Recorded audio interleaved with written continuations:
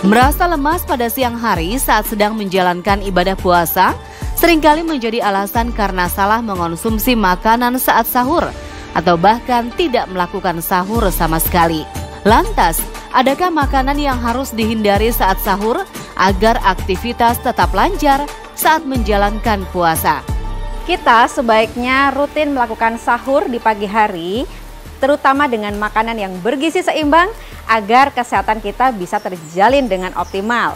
Sahur yang tepat dengan nutrisi yang seimbang tentu saja akan menjaga kita dari berbagai penyakit seperti mah yang tidak nyaman, kemudian juga badan yang terasa lemas, pusing, atau juga kelingan seharian.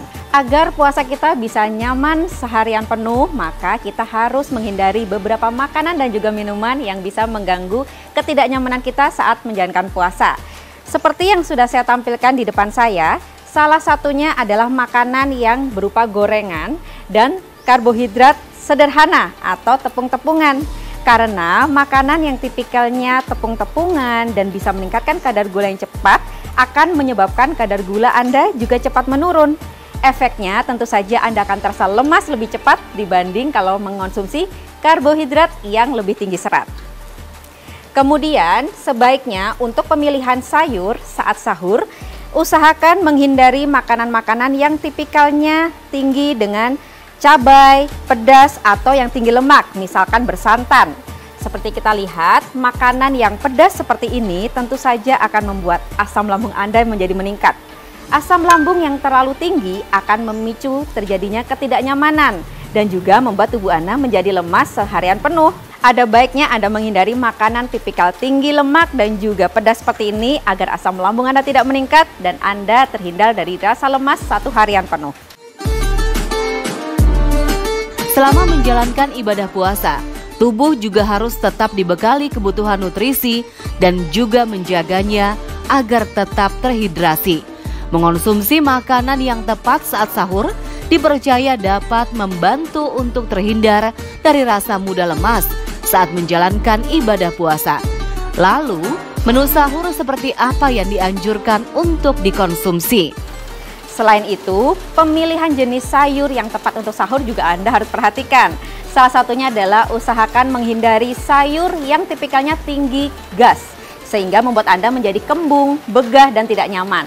Contohnya adalah seperti brokoli, kembang kol, sawi, atau juga jamur. Nah, pilihlah sayur-sayuran yang lebih aman, contohnya misalkan wortel, buncis, dan sayur-sayuran lainnya yang tipikalnya tidak tinggi gas. Selanjutnya, Anda juga harus bijak mengurangi makanan-makanan yang tinggi kadar garamnya, misalkan makanan olahan seperti yang saya tampilkan saat ini. Kenapa? Karena kalau makanan yang Anda konsumsi tinggi garam akan membuat Anda lebih cepat haus dibanding seharusnya. Dan ini akan membuat Anda menjadi dehidrasi atau kekurangan cairan ketika Anda menjalankan puasa satu hari penuh. Saat sahur, Anda juga harus bijak memilih selain makanan, juga pilih minuman yang tepat. Salah satunya, hindari minuman-minuman yang kaya dengan kafein seperti kopi atau teh dan juga coklat. Mengapa? Karena makanan minuman yang mengandung kafein akan memicu terjadinya efek diuretik atau menyebabkan Anda menjadi meningkat reaksi dari buang air kecilnya, sehingga dengan buang air kecil yang terlalu sering membuat Anda menjadi lebih mudah lemas, pusing, lebih cepat haus, dan tentu saja membuat Anda menjadi kelingan saat menjalankan puasa. Bagi Anda yang memiliki beberapa penyakit penyerta khusus seperti memiliki asam lambung yang tinggi, tidak dianjurkan untuk melewatkan sahur. Dan saat sahur sebaiknya hindari makanan-makanan yang bisa memicu asam lambung berlebih seperti makanan yang tinggi kadar gulanya atau yang tinggi tepung-tepungan, kemudian juga makanan-makanan yang padas, asam, dan juga kaya dengan lemak seperti gorengan atau makanan yang mengandung santan. Dan juga jangan lupa untuk menghindari minuman-minuman yang tinggi kafein, karena kafein juga bisa meningkatkan asam lambung Anda sehingga menjadi tidak nyaman seharian. Ada beragam mitos fakta tentang menu saat menjalankan sahur. Salah satunya mengonsumsi gorengan saat sahur dapat membuat tubuh mudah lelah saat siang hari.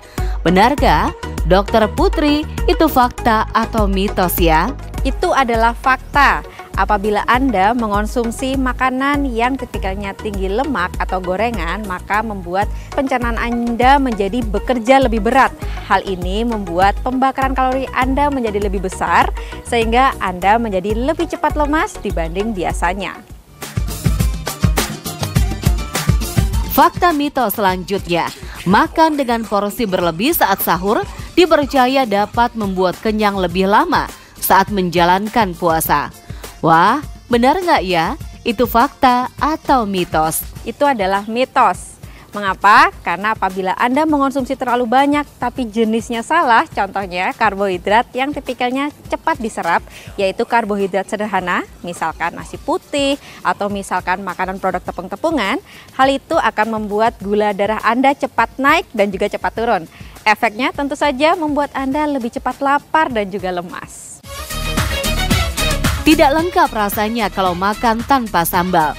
Namun tahukah Anda, mitosnya mengonsumsi makanan pedas justru tidak dianjurkan saat sahur karena dapat membuat tubuh mudah lemas. Benarkah itu fakta atau mitos ya? Itu adalah fakta.